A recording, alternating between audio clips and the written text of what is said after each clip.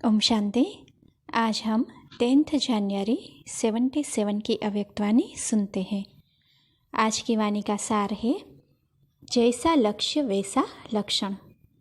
सदा birth right के नशे में रहने वाले, ईश्वरीय नशे में मस्त रहने वाले, लक्ष्य और लक्षण समान करने वाले, सर्व को सर्व उलझनों से निकालने वाले बच्चों प्रति बाप दादा बोले।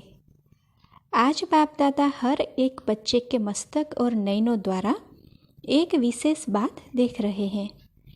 अब तक लक्ष्य और लक्षण कितना समीप है, लक्ष्य के प्रमाण लक्षण प्रैक्टिकल रूप में कहाँ तक दिखाई देते हैं। लक्ष्य सबका बहुत ऊंचा है, लेकिन लक्षण धारण करने में 3 प्रकार के पुरुषार्थी है। वह कौन से है? एक है जिन्हें सुनकर अच्छा लगता है, करना चाहिए, लेकिन सुनना आता है पर करना नहीं आता है। दूसरे है जो सोचते हैं, समझते भी है, करते भी है, लेकिन शक्ति स्वरूप न होने के कारण डबल पार्ट बजाते हैं। अभी अभी ब्राह्मण, तीव्र पुरुषार्थी, अभी अभी हिम्मतहीन। कारण तो देखो बाबा क्या कहते कि 5 विकार और प्रकृति के तत्व दोनों में से किसी न किसी के वशीभूत हो जाते हैं। इसीलिए लक्ष्य और लक्षण में अंतर पड़ जाता है। इच्छा है, लेकिन इच्छा मात्र अविद्या बनने की शक्ति नहीं। इस कारण अपने लक्ष्य की इच्छा तक पहुंच नहीं पाते हैं। तीसरे है जो सुनना, सोचना और करना तीनों को समान करते हुए चलते हैं। ऐसी आत्माओं का लक्ष्य और लक्षण 99% समान दिखाई पड़ता है। ऐसे 3 प्रकार के पुरुषार्थी देख रहे हैं। वर्तमान समय हर एक ब्राह्मण आत्मा के संकल्प और बोल को लक्ष्य की कसौटी पर चेक करना चाहिए। लक्ष्य के प्रमाण संकल्प और बोल है। लक्ष्य है फरिश्ता सो देवता। जैसे लौकिक परिवार और ऑक्यूपेशन के प्रमाण अपना संकल्प, बोल और कर्म चेक करते हैं, वैसे ब्राह्मण आत्माएं अपने ऊंच से ऊंच परिवार और ऑक्यूपेशन को सामने रखते हुए चलते हैं। वर्तमान मर्जीवा ब्राह्मण जन्म नेचुरल स्मृति में रहता है, वह पास्ट शूद्रपन के लक्षण नेचुरल रूप में पाठ में आ जाते हैं। जैसा जन्म होता है वैसे कर्म होते हैं। श्रेष्ठ जन्म के कर्म भी स्वतः ही श्रेष्ठ होने चाहिए। अगर मेहनत लगती है तो ब्राह्मण जन्म की स्मृति कम है। वास्तव में श्रेष्ठ कर्म व श्रेष्ठ लक्ष्य श्रेष्ठ जन्म का बर्थ राइट, जन्मसिद्ध अधिकार है। जैसे लौकिक जन्म में स्थूल संपत्ति बर्थ राइट होती है, वैसे ब्राह्मण जन्म का दिव्य गुण रूपी संपत्ति ईश्वरीय सुख शक्ति बर्थ राइट है। बर्थ राइट का नशा नेचुरल रूप में रहता ही है, मेहनत करने की आवश्यकता ही नहीं। अगर मेहनत करनी पड़ती है तो अवश्य संबंध और कनेक्शन में कोई कमी है। अपने आप से पूछो, बर्थ राइट का नशा रहता है? इस नशे में रहने से ही लक्ष्य और लक्षण समान हो जाएंगे। इसके लिए सहज युक्ति जिससे मेहनत से मुक्ति मिल जाए वो कौन सी है?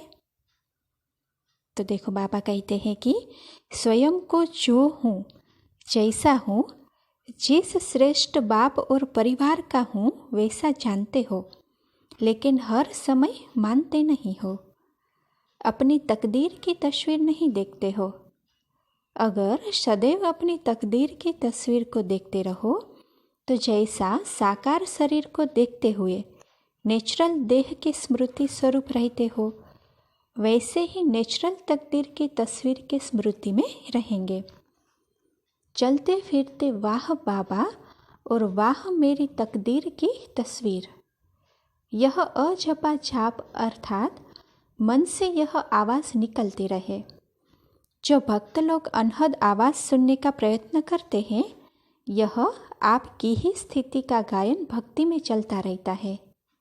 अपने कल्प पहले की खुशी में सदा नाचने का चित्र, जिसको रासलीला का चित्र कहते हैं।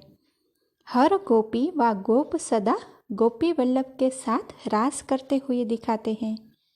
यह खुशी में नाचने का यादगार चित्र है। आपके प्रैक्टिकल चरित्र का चित्र बना है। ऐसा प्रैक्टिकल चरित्रवान चित्र सदा देखने में आता है। ऐसे अनुभव करते हो कि यह मेरा ही चित्र है। इसको कहा जाता है तकदीर की तस्वीर। रोज अपनी तकदीर की तस्वीर को देखते हुए हर कर्म करेंगे तो मेहनत से मुक्त हो बर्थ राइट की खुशी का अनुभव करेंगे। अब मेहनत करने का समय नहीं रहा। अब तो यह स्मृति स्वरूप बनो।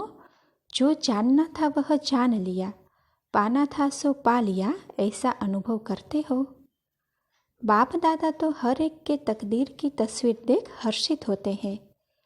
ऐसे ही ततत्वम। बाप दादा को विशेष आश्चर्य एक बात का लगता है। मास्टर सर्वशक्तिवान श्रेष्ठ तकदीरवान छोटी छोटी उलझनों में कैसे उलझ जाते हैं, जैसे कि शेर चींटी से घबरा जाता है।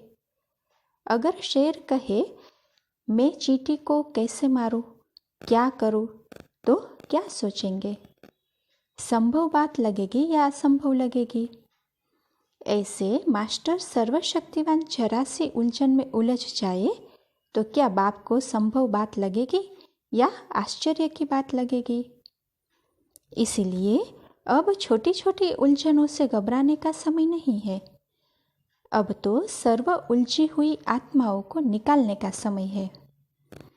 समझा? ये बचपन की बातें हैं। मास्टर रचयिता के लिए यह बचपन की बातें शोभती नहीं।